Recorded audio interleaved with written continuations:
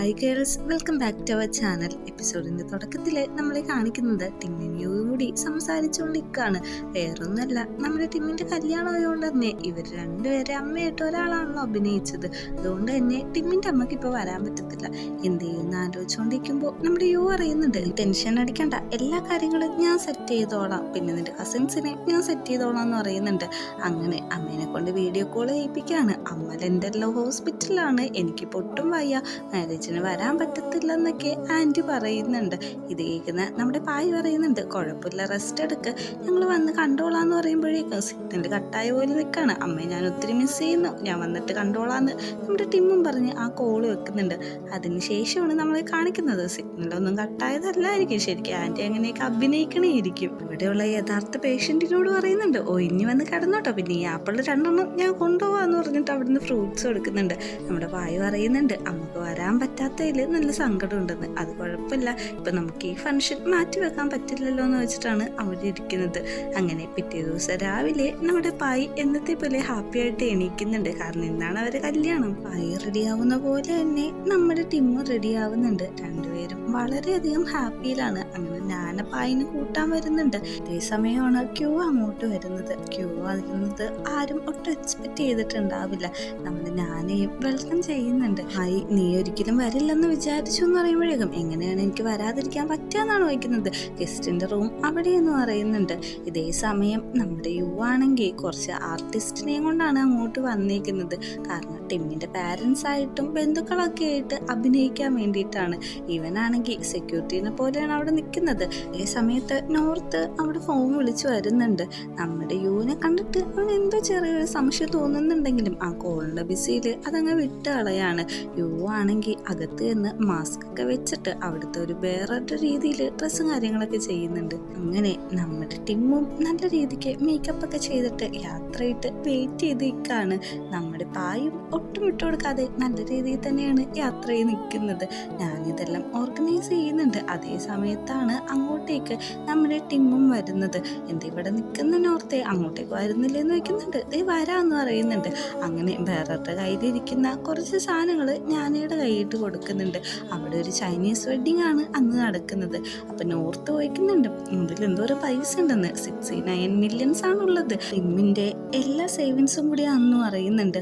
ഓ അതേലേന്ന് പറഞ്ഞ് നിൽക്കുമ്പോഴേക്കും നോർത്ത് ഇവന്റെ മേത്തേക്കൊന്ന് ടച്ച് ചെയ്യുന്നുണ്ട്. സോറി, നിങ്ങളെ കാണാൻ എൻ്റെ ബോയ് ഫ്രണ്ട് അതേ പൊക്കവും ചായയൊക്കെ ഉണ്ടെന്ന് പറയുന്നുണ്ട്. പെട്ടെന്ന് തന്നെ നമ്മുടെ യു ആണെങ്കിൽ സൗണ്ട് മാറ്റി സംസാരിച്ചിട്ട് ഞാൻ പോവാന്ന് പറഞ്ഞിട്ട് അവിടുന്ന് പോകുന്നുണ്ട്. അങ്ങനെ മാരേജ് സ്റ്റാർട്ട് ചെയ്യുന്നുണ്ട്. എല്ലാവരും ഭയങ്കര ഹാപ്പിനെസ്സിലാണ്. അവിടെ വന്ന ആർട്ടിസ്റ്റും നല്ല രീതിക്ക് തന്നെ അഭിനയിക്കുകയും കാര്യങ്ങളും ചെയ്യുന്നുണ്ട്.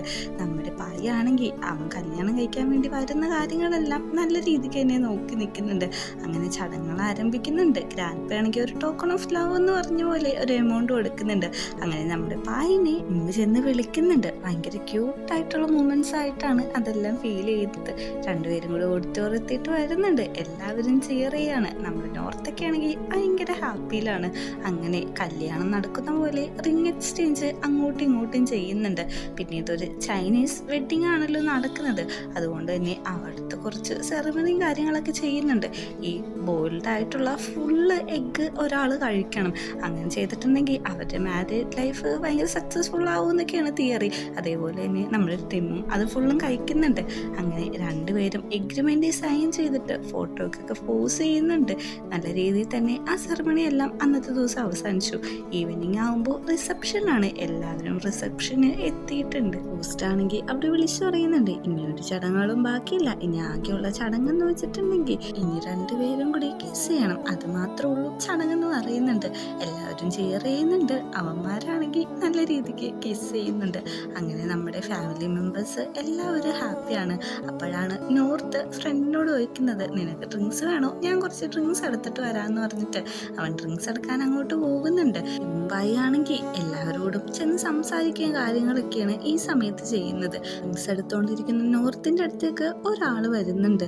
ഞാൻ ടിമ്മിന്റെ കസിനാന്ന് പറയുന്നുണ്ട്. ഓ ഞാൻ പായിന്റെ കസിനാന്നും പറയുന്നുണ്ട്. അവർ സംസാരിച്ചുകൊണ്ടിരിക്കുമ്പോൾ അങ്ങോട്ടേക്ക് യു വന്നിട്ട് മനഃപൂർവ്വം ഡ്രിങ്ക്സ് തട്ടിയിടുന്നുണ്ട്. ഇതാണെങ്കിൽ നമ്മുടെ പായ ഒന്ന് ശ്രദ്ധിക്കുന്നുണ്ട്. പെട്ടെന്ന് തന്നെ യു മാസ്ക് മാറ്റിയിട്ട് ഇതെന്റെ ചെക്കനാ, ഇവന്റെ അടുത്ത് കടപ്പിന് നിൽക്കാതെ നീ ഇവിടുന്ന് പൊക്കോളാനായിട്ട് നമ്മുടെ യു ആ ഫേക്ക് ആളോട് സംസാരിക്കുന്നുണ്ട്. ഇതെല്ലാം നമ്മുടെ പായ കാണുന്നുണ്ടായിരുന്നു. അവന് ദേഷ്യം വന്നിട്ട് ഓടി അങ്ങോട്ട് വരുന്നുണ്ട്. പെട്ടെന്ന് തന്നെ യുവിന്റെ മാസ്ക് പിടിച്ച് വലിച്ചു മാറ്റിയിട്ട് വയ്ക്കുന്നുണ്ട്. നീ എന്താ ഇവിടെ ചെയ്തുകൊണ്ടിരിക്കുന്നത്? ഇതെന്താ ഡ്രാമയോ സീരീസോ വല്ലതോ ആണോന്ന്. അപ്പോഴാണ് നമ്മുടെ നോർത്ത് പോലും ഇത് യു ആണെന്ന് അറിയുന്നത്. നീ ഒച്ചെടുക്കല്ലേ, ഞാൻ എക്സ്പ്ലെയിൻ ചെയ്യാന്ന് പറയുന്നുണ്ട്. നോർത്തും ഇത് കണ്ട് ഷോക്കായി നിൽക്കുന്നുണ്ട്. നമ്മുടെ ടിമ്മാണെങ്കിൽ ബഹളമൊക്കെ കേട്ടിട്ട് അങ്ങോട്ടേക്ക് വരുന്നുണ്ട്. എടാ യുവേ, നീ ഇവിടെ എന്ത് ചെയ്യാന്ന് നമ്മുടെ നോർത്തും ഭയങ്കര ഒച്ച ചോദിക്കുന്നുണ്ട്. അല്ല ഞാൻ പറയുന്നെന്ന് കേൾക്കുന്നു പറയുന്നുണ്ട്. പെട്ടെന്ന് തന്നെ നമ്മുടെ ടിമ്മ ഇടപെട്ടിട്ട് നമുക്കിതിനെ കുറിച്ചൊക്കെ പുറത്ത് നിന്ന് പിന്നെ സംസാരിക്കാന്ന് പറഞ്ഞിട്ട് യുവിനെ പിടിച്ച് പുറത്തേക്ക് പോകുന്നുണ്ട്. നോർത്തെ, നീ സത്യം പറയാൻ, നിനക്കിത് നേരത്തെ അറിയാനോ നോക്കുമ്പോഴേക്കും ഞാനിപ്പോഴാണ് അവന്റെ ഫേസ് കാണുന്നത്. അത് നീ പിടിച്ച് മാറ്റുമ്പോഴേക്കും പിന്നെ എനിക്കിങ്ങനെ നേരത്തെ അറിയാമെന്ന് ചോദിക്കുന്നുണ്ട്. അപ്പോഴാണ് പൊക്കത്തുനിന്ന് ഒരു സൗണ്ട് കേൾക്കുന്നത്. പൊക്കത്ത് നിൽക്കുന്നത് വേറെ ആരുമല്ല, നമ്മുടെ ഷുഗർ മാംസം. നമ്മുടെ ടിമ്മു പറ്റിച്ച എല്ലാ പെണ്ണുങ്ങളും ഉണ്ട്. പെണ്ണുങ്ങളും പറയാൻ പറ്റില്ല, ആൻറ്റിമാരും ഉണ്ട്. നിങ്ങൾക്ക് എല്ലാവർക്കും സർപ്രൈസ് ഞങ്ങളിപ്പോൾ തരാമെന്ന് പറയുന്നുണ്ട്. പെട്ടെന്ന് തന്നെ ഇത് കേട്ട് പാനിക്കായിട്ടുള്ള ടിമ്മാണെങ്കിൽ പൊക്കത്തേക്ക് എടുത്ത് ഓടാണ്. അവിടെ ചെന്നിട്ട് പറയുന്നുണ്ട്, എന്തുണ്ടെങ്കിലും നമുക്ക് പുറത്ത് വെച്ച് സംസാരിക്കാം, ഇപ്പൊ ഒന്ന് സംസാരിക്കല്ലേന്ന്, നീ മാറിക്ക്, എനിക്കിപ്പോൾ തന്നെ സത്യം പറയണമെന്ന് പറഞ്ഞിട്ട് ഷുഗർ മാമു വരുന്നുണ്ട്. നിന്റെ ഈ കല്യാണം കഴിച്ച നിന്റെ ഹസ്ബൻഡില്ലേ, കഴിഞ്ഞ ആഴ്ചയാണ് എൻ്റെ ഒപ്പം ബ്രേക്കപ്പ് ആയത്. എൻ്റെ ഒപ്പം മാത്രമല്ല, ഈ നിൽക്കുന്ന എല്ലാവരും ഇപ്പോൾ ഇവർ റിലേഷൻഷിപ്പിലായിരുന്നു. എല്ലാവരോടും പല പല പേരാണ് പറഞ്ഞിട്ടുണ്ടാവുക. നിന്നോട് ടിമ്മെന്നല്ലേ പറഞ്ഞത്, ഞങ്ങളോടൊക്കെ വേറെ പേര് പറഞ്ഞിട്ടാണ് ഞങ്ങളുടെ കയ്യിൽ നിന്ന് ക്യാഷും കാര്യങ്ങളെല്ലാം മേടിച്ചുകൊണ്ടിരുന്നത്. ഞാനിങ്ങനെ മനസ്സിലാക്കിയെന്നല്ലേ നിങ്ങൾ വിചാരിക്കുന്നത്? ഹോട്ടലിലുള്ള പയ്യന്മാരുടെ അടുത്ത് ഞാൻ കുറച്ച് ക്യാഷ് കൊടുത്തായിരുന്നു. എന്താ ഇവിടെ നടക്കുന്നതെന്ന് ശരിക്കും എന്നോട് കൃത്യമായിട്ട് പറഞ്ഞു തരാൻ പറഞ്ഞു. അങ്ങനെയാണ് ഞാൻ ഈ കാര്യമൊക്കെ അറിയുന്നത്. ഞാൻ ആദ്യം വിചാരിച്ചവൻ നല്ലവനായിരിക്കുന്നു, പക്ഷെ ഇവൻ ഒരേ സമയത്ത് ഇത്രയും പേരെ പറ്റിക്കുകയും പൈസ മേടിക്കുകയും ചെയ്യുന്നുണ്ടെന്ന് പറയുന്നുണ്ട്. ഇതെല്ലാം കേട്ടിട്ട് പായ ചോദിക്കുന്നുണ്ട്, ഇതൊക്കെ സത്യമാണോ എന്ന്. പെട്ടെന്ന് തന്നെ ടിം പറയാൻ, നിങ്ങളോടൊക്കെ ഞാൻ ക്ഷമ ചോദിക്കുന്നു, പക്ഷെ പുറത്ത് വെച്ച് സെറ്റിൽഡ് ആക്കാന്ന് പറയുമ്പോഴേക്കും അവരൊരു സ്ലാപ്പ് കൊടുക്കുന്നുണ്ട്. അങ്ങനെ ആ കല്യാണ ഹോള് ഒരു ബഹള ഹോളായി തന്നെ മാറാണ്. എല്ലാവരും അങ്ങോട്ടും ഇങ്ങോട്ടും തല്ലുപിടിക്കുന്നുണ്ട്. പായാണെങ്കിൽ അവന്റെ ലൈഫേ പോയെന്നുള്ള രീതിയിൽ സങ്കടപ്പെട്ട് നിൽക്കുകയാണ്. പായി ഞാനൊന്ന് പറയുന്ന കേൾക്കാൻ ടിം കുറെ പ്രാവശ്യം പറയുന്നുണ്ട്. പെട്ടെന്ന് തന്നെ അവന്റെ തലയിട്ട് ഒരു ബോട്ടിൽ വന്ന് വീഴുന്നതും ബോധം പോകുന്നതും ഒരുമിച്ചായിരിക്കും. അവന് തിരിച്ച് ബോധം വരുമ്പോഴേക്കും ഹോസ്പിറ്റലിലാണ് അടുത്ത യു ഉണ്ട്. പെട്ടെന്ന് തന്നെ ചോദിക്കുന്നുണ്ട്, എനിക്കെന്താ പറ്റിയെന്ന്. എൻ്റെ തലയിൽ ഒരു ബോട്ടിൽ വന്ന് വീണാണ്, വേറെ കുഴപ്പമൊന്നുമില്ല എന്ന് പറയുന്നുണ്ട്. എനിക്ക് പെട്ടെന്ന് തന്നെ പായിൻ്റെ അടുത്തേക്ക് പോകണമെന്ന് പറഞ്ഞിട്ട് അവൻ അവിടെ നിന്ന് എണീറ്റ് ഓടാണ്. പായിൻ്റെ അടുത്ത് ബാക്കി എല്ലാവരും സംസാരിക്കുന്നുണ്ട്. അതായത് ഫോർമാറ്റ് രീതിയിൽ, നിങ്ങൾക്ക് ഇവനൊരു കള്ളനായിരുന്നെന്ന് അറിയില്ലായിരുന്നു എന്ന് ചോദിക്കുമ്പോഴേക്കും അറിയില്ല, യുവിൻ്റെ കാര്യം അറിയായിരുന്നു, പക്ഷെ ഇങ്ങനത്തെ ഒരാളായിരുന്നെന്ന് ഞങ്ങൾക്ക് ഒരു ക്ലൂ പോലും കിട്ടിയിട്ടുണ്ടായില്ല എന്ന് പറയുന്നുണ്ട്. അങ്ങനെ അവരെല്ലാവരും ആ വെഡ്ഡിങ് നടന്ന ഹോളിൽ തന്നെ ഇരിക്കുകയാണ്.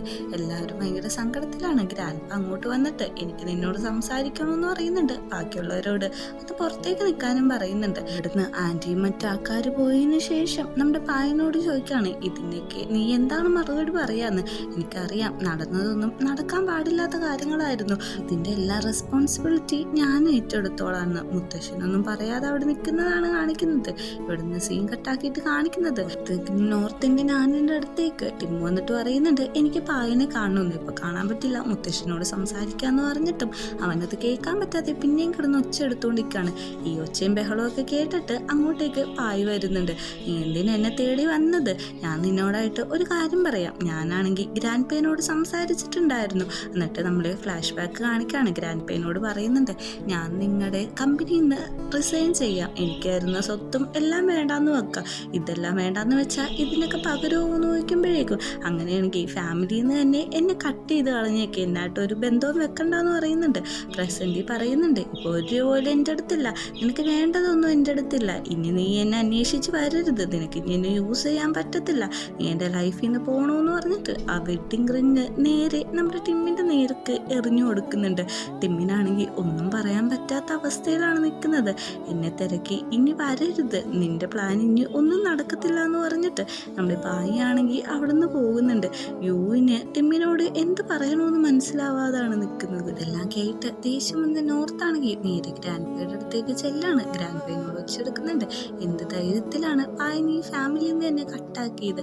അവൻ ചെയ്തതിൽ എന്താണ് തെറ്റ്? അവൻ ഇതൊക്കെ നടന്നത് അവൻ്റെ അറിവോടെ എല്ലായിരുന്നല്ലോ എന്ന് നോക്കിയാണ്. നീ എൻ്റെ നേരെ വെച്ച് ഒച്ചെടുത്താൽ നിന്നെ ഞാൻ പുറത്താക്കുമെന്ന് പറയുന്നുണ്ട്. അങ്ങനെ നമ്മുടെ നോർത്തിനെയും പുറത്താക്കിയിട്ടുണ്ട്. നോർത്തിന്റെ വീട് കാര്യങ്ങളെല്ലാം ബ്ലോക്ക് ചെയ്ത് കളഞ്ഞേക്കാണ്. നോർത്തിന്റെ മാത്രമല്ല നമ്മുടെ പായയുടെയും ബാങ്ക് അക്കൗണ്ട്, വീട്, അവന്റെ കാറ്, ബൈക്ക് എല്ലാം രണ്ടുപേരെയും ബ്ലോക്കാക്കി ഫാമിലിയിൽ തന്നെ കട്ട് ചെയ്തേക്കാണ്. കാര്യം പായ ചോദിക്കുന്നുണ്ട്, നിനക്ക് എങ്ങനെയാണ് ഒറ്റക്ക് സർവൈവ് ചെയ്യാൻ പറ്റുക? എന്നെ പോലെ അല്ലല്ലോ നീ എന്ന്. അത് കുഴപ്പമില്ല, നമുക്ക് ഒരുമിച്ച് മുമ്പോട്ട് പോവാന്ന് പറഞ്ഞിട്ട് രണ്ടുപേരും കൂടി ഹോട്ടലിൽ നിന്ന് ഇറങ്ങുന്നുണ്ട്. അപ്പോഴാണ് അവിടെ യൂയും ടിമ്മിയും ഇരിക്കുന്നത് കാണുന്നത്. ഉമ്മാണെങ്കിൽ ഓടി വന്നിട്ട് പറയുന്നുണ്ട്, പായ നീ വിഷമിക്കേണ്ട, നിനക്ക് രണ്ടുപേർക്കും എൻ്റെ വീട്ടിൽ താമസിക്കാം, നമുക്ക് എല്ലാവർക്കും കൂടി താമസിക്കാൻ പറ്റിയ എത്ര സ്പേസ് ഉണ്ടെന്നൊക്കെ പറയുന്നുണ്ട്. നിന്റെ അപ്പം ഞാൻ താമസിക്കാനോ? അതിനൊരു നിമിഷം പോലും ഞാൻ നിൽക്കത്തില്ല എന്ന് പറയുമ്പോഴേക്കും പെട്ടെന്ന് യു കയറി പറയാണ്, എനിക്ക് വീടുണ്ട്, എൻ്റെ വീട്ടിൽ അന്ന് പായ താമസിച്ചോളാൻ. അതുകൊണ്ട് തന്നെ നോർത്തിനെയും യുവിനെയും ഇമ്മാണെങ്കിൽ അവന്റെ വീട്ടിലെ റൂം കൊടുക്കാണ്. നിങ്ങൾ രണ്ടുപേരും ഇവിടെ താമസിച്ചോ, പേടിക്കേണ്ട ആവശ്യമൊന്നുമില്ല, ഇതെന്റെ സ്വന്തം വീടാന്ന് പറയുന്നുണ്ട്. നോർത്താണെങ്കിൽ പറയണോ, 2 മിനിറ്റ് പുറത്തേക്കാമോ, എനിക്ക് ടിമ്മിനോട് സംസാരിക്കാനുണ്ടെന്ന്. പെട്ടെന്ന് സംസാരിച്ചിട്ട് വന്നോട്ടോ, എനിക്ക് ഈ പ്രേതത്തിനെയൊക്കെ ഭയങ്കര പേടിയാന്നാണ് പറയുന്നത്. നിനക്ക് ശരിക്കും പായന് ഇഷ്ടമാണോ എന്ന് വയ്ക്കുമ്പോഴേക്കും ഞാൻ ഇഷ്ടമാണെന്ന് പറഞ്ഞാൽ നീ അത് വിശ്വസിക്കുമെന്നാണ് തിരിച്ചു വയ്ക്കുന്നത്. പെട്ടെന്ന് തന്നെ അവൻ പോകുന്നുണ്ട്. അങ്ങോട്ടേക്ക് നമ്മുടെ യു വരുന്നുണ്ട്. ഇവിടെ പ്രേതമൊന്നുമില്ല, ഇങ്ങനെ പേടിക്കാതെ എന്ന് നമ്മുടെ നോർത്ത് പറയുന്നുണ്ട്. പക്ഷെ ഈ പറയുന്ന പറച്ചിൽ മാത്രമേ ഉള്ളൂ. രാത്രിയാകുമ്പോൾ നോർത്തിനാണ് ഭയങ്കരമായിട്ട് പേടിയാവുന്നത് ഒറ്റയ്ക്ക് എടുക്കാനായിട്ട്. അതുകൊണ്ട് തന്നെ താഴെ കിടക്കുന്ന യുവിനെ വിളിച്ചിട്ട് പറയുന്നുണ്ട്, വേണമെങ്കിൽ ഒന്ന് പൊക്കത്ത് വന്ന് കിടന്നു, എനിക്ക് പേടിയൊക്കെ ചെറുതായിട്ട് ഉണ്ട് ഇത്. അങ്ങനെ നമ്മുടെ യുവിന് ഭയങ്കര ഹാപ്പി ആയിട്ടുണ്ട്. അവനും പൊക്കത്ത് വന്ന് എടുക്കുന്നുണ്ട്. യുവിനോട് ചോദിക്കുകയാണ്, അല്ല നീയും ടിമ്മും തമ്മിൽ നേരത്തെ വല്ല പരിചയം ഉണ്ടായിരുന്നു എന്ന് ചോദിക്കുമ്പോഴേക്കും ഞങ്ങൾ രണ്ടുപേരും ഇങ്ങനെ സ്കാമേഴ്സ് ആണെന്ന് ഞങ്ങൾക്ക് മനസ്സിലാക്കി കഴിഞ്ഞപ്പോൾ അങ്ങോട്ടും ഇങ്ങോട്ടും സപ്പോർട്ട് ചെയ്യാൻ തുടങ്ങി, അങ്ങനെ ഞങ്ങൾ പരിചയപ്പെട്ടെന്ന് പറയുന്നുണ്ട്. എല്ലാ സത്യങ്ങളും നോർത്തിനോട് പറയുന്നുണ്ടെങ്കിലും നോർത്ത് ഒന്ന് ഒച്ചയെടുക്കുന്നുണ്ട്. പക്ഷെ അവരിപ്പോ സത്യസന്ധമായിട്ടുള്ള റിലേഷൻഷിപ്പിലായോണ്ട് തന്നെ അത് ഹാപ്പി ആയിട്ട് പോകുന്നുണ്ട്. അയ്യാണെങ്കിൽ ഇപ്പോ യുവിന്റെ വീട്ടിലാണല്ലോ. അങ്ങോട്ടേക്ക് നമ്മുടെ ടിമ്മ് വരുന്നുണ്ട്. എന്താ വന്നേന്ന് നോക്കുമ്പോഴേക്കും ചേഞ്ച് ചെയ്യാൻ ഡ്രസ്സ് തരാൻ വേണ്ടിയിട്ട് വന്നാന്നാണ് പറയുന്നത്. ഡ്രസ്സ് മേടിച്ചിട്ട് ഒന്നും മിണ്ടാതെ പെട്ടെന്ന് തന്നെ നമ്മുടെ പായാണെങ്കിൽ ആ ഡോറങ്ങ് അടച്ച് കളയാണ്. ശരിക്കും ഇവര് ഫസ്റ്റ് നൈറ്റ് ആഘോഷിക്കേണ്ടതാണ്. ഇപ്പൊ ഒരു ബ്രേക്കപ്പിന്റെ വക്കീലാണ് രണ്ടുപേരും കൂടി വന്നിരിക്കുന്നത്. നമ്മുടെ പുറത്ത് തന്നെ ടിമ്മി അകത്ത് സങ്കടപ്പെട്ട് പായും ഇരിക്കുന്നുണ്ട്. പിറ്റേ ദിവസം രാവിലെ നമ്മുടെ പായാണെങ്കിൽ ഇങ്ങനെ പൊക്കത്തേക്ക് ചുമ്മാ ബുക്കൊക്കെ വായിച്ച് നോക്കുമ്പോഴാണ് പൊക്കത്തൊരു പല്ലീനെ കാണുന്നത്. പല്ലീനെ അവന് ഭയങ്കര പേടിയാണ്. ഒച്ചയെടുത്തങ്ങ് കരയാണ്. വീട്ടിൽ പോകാത്തതുകൊണ്ട് തന്നെ നമ്മുടെ ടിമ്മി ഒച്ച കേൾക്കുന്നുണ്ട്. പെട്ടെന്ന് തന്നെ അവൻ വാതിലൊക്കെ ചവിട്ടി തുറക്കാൻ നോക്കുന്നുണ്ട്. നമ്മുടെ പായാണെങ്കിൽ വാതിൽ തുറന്നിട്ട് ഓടിച്ചെന്ന് നമ്മുടെ ടിമ്മിന്റെ മേത്ത് കയറിക്ക. എന്താന്ന് നോക്കുമ്പോഴേക്കും പല്ലി എന്ന് പറയുന്നുണ്ട്. പെട്ടെന്ന് തന്നെ ആ പല്ലിയാണെങ്കിൽ നേരെ നമ്മുടെ പായന്റെ മേത്തേക്ക് വീഴാണ്. അവൻ ആ ടീഷർട്ടൊക്കെ വലിച്ചെറിഞ്ഞ് കൂവി വെച്ചെടുക്കുന്നുണ്ട്. അല്ല നീ എന്തിങ്ങനെ എന്നെ നോക്കിക്കുന്നതെന്ന് ചോദിക്കുന്നുണ്ട്. ഒരു പല്ലീനെ കണ്ടിട്ടാണോ നീ ഇത്ര പേടിക്കുന്നതെന്ന് ചോദിക്കുമ്പോഴേക്കും ഞാൻ പേടിക്കാതെ ഇരിക്കും, അതൊന്നും നീ നോക്കേണ്ട ആവശ്യമില്ലെന്ന് പറഞ്ഞിട്ട് പിന്നെ റഫായിട്ട് തന്നെ സംസാരിക്കുകയാണ്. അങ്ങനെ ബ്രേക്ക്ഫാസ്റ്റ് കഴിക്കാൻ വേണ്ടിയിട്ട് നമ്മുടെ 4 കുട്ടികളും കൂടി ചെല്ലേക്കാണ്. പക്ഷെ ഇവരുടെ അടുത്ത് ഒന്ന് ഇരുത്താൻ പോലും ടിമ്മിനെ സമ്മതിക്കുന്നില്ല നമ്മുടെ പായ്. അതുകൊണ്ട് തന്നെ ടിമ്മാണെങ്കിൽ ഒറ്റയ്ക്ക് ഇരിക്കുകയാണ്. ഫുഡും കാര്യങ്ങളൊക്കെ എല്ലാവരും ഓർഡർ ചെയ്യുന്നുണ്ട്. ആ റെസ്റ്റോറൻറ്റിൽ വെച്ചിരിക്കുന്ന ഒരു TV-യിൽ ന്യൂസ് കാര്യങ്ങളെല്ലാം വെച്ചിട്ടുണ്ട്. പക്ഷേ ഇവര് കല്യാണത്തിനനുബന്ധിച്ചുള്ള ന്യൂസോ കാര്യങ്ങളോ ഒന്നും അധികം വരുന്നില്ല. അതുകൊണ്ട് തന്നെ നമ്മുടെ യു ചോദിക്കാണ് എന്തുകൊണ്ടാണ് വരാത്തതെന്ന്.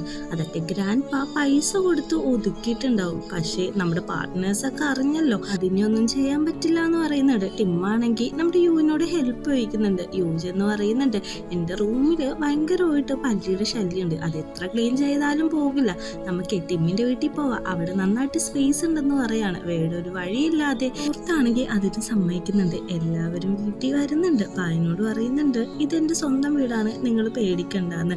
അങ്ങനെ നമ്മുടെ ടിമ്മാണെങ്കിൽ പൊക്കത്തേക്ക് പോകുന്നുണ്ട്. നോർത്തും ആണെങ്കിൽ ഒരു ഹണിമൂണിന് വന്ന രീതിയിലാണ് നിൽക്കുന്നത്. നമ്മുടെ പായ അവരൊന്ന് നോക്കുന്നുണ്ട്. എന്നിട്ട് ചോദിക്കുന്നുണ്ട്, നിങ്ങൾ ശരിക്കും ഡിവോഴ്സ് ആയതാണോ എന്ന്. ഞങ്ങൾ ശരിക്കും ഡിവോഴ്സ് ആയതാണ്, ഞാൻ എക്സ്പ്ലെയിൻ ചെയ്ത് തരാമെന്ന് പറഞ്ഞിട്ട് യു പറയാണ്, ഞാൻ എൻ്റെ വീട്ടിൽ ചെന്നിട്ട് ക്യാഷ് എല്ലാം തിരിച്ചു കൊടുത്തു.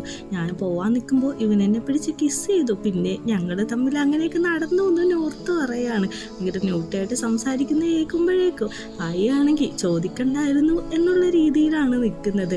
പായ അവിടുന്ന് പോയതിന് ശേഷം നമ്മുടെ യു നോർത്തിനോട് ചോദിക്കുകയാണ്, ഞാനൊരു കാര്യം ചോദിക്കട്ടെ, നിന്നോട് ചോദിക്കാൻ വിട്ടുപോയി, നമുക്കെല്ലാം തുടക്കം തൊട്ട് ഒന്നും കൂടി സ്റ്റാർട്ട് ചെയ്താലോ എന്ന്. നമ്മുടെ നോർത്തിനാണെങ്കിൽ അത് ഭയങ്കര സന്തോഷമാകുന്നുണ്ട്. ആണെങ്കിൽ പായ്ക്ക് അവരുടെ റൂമും കാര്യങ്ങളും കാണിച്ചു കൊടുക്കുന്നുണ്ട്. അവൻ്റെ ലഗേജും കാര്യങ്ങളും കൊടുക്കുമ്പോൾ ടിമ്മിൻ്റെ കയ്യിൽ കുറച്ച് പൊട്ടിയിരിക്കുന്ന കാണും. എന്ത് പറ്റിയെന്ന് ചോദിക്കുമ്പോഴേക്കും, ഓ ഇത് അതൊന്നും ഒന്നുമല്ല, അന്ന് ഈ കല്യാണത്തിൻ്റെ അന്ന് ഒരു വൈൻ ബോട്ടിൽ തലയിൽ വന്ന് വീണതാ.